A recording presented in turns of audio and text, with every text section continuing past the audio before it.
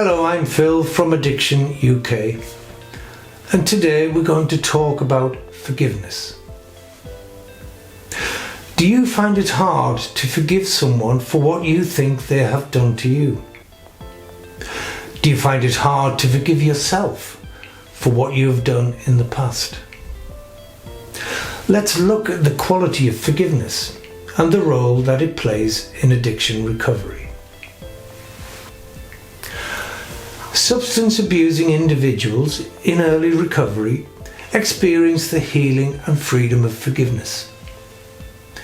During active addiction, they may have heard about forgiveness and they thought it was great for those who needed it.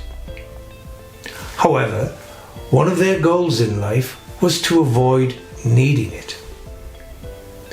In recovery, the forgiveness they used to admire in others began to knock at their spiritual doorstep.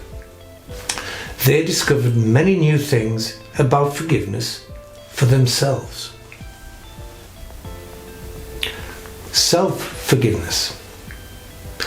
Gradually, as alcoholics progress in their recovery, a painful truth becomes clear. To be human needs forgiveness. Some of them rebelled by saying, "But I don't deserve forgiveness." In 12-step fellowships, or while talking to an addiction therapist, the addict realizes that forgiveness is never earned or deserved, it is freely given. Forgiveness is forgiving, and paradoxically, they have to do something wrong to have this worthwhile experience. But the task of forgiving oneself is monumental. In early recovery, the user's self-esteem is at its lowest.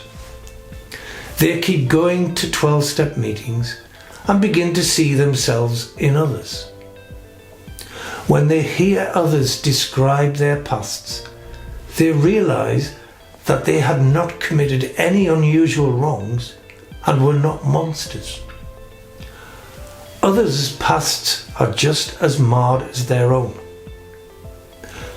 Other people, particularly those who have been in recovery for some time, appear to have a sense of peace and serenity, and are no longer stooped over with the burden of guilt. They have their heads up.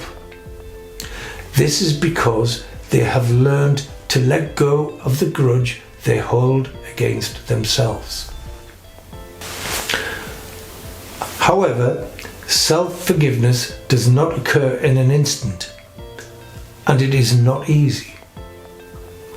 When users in early recovery find it difficult to forgive themselves or others, they may find themselves having negative thoughts such as "there's got to be something wrong with me," or "it worked for them, but not for me."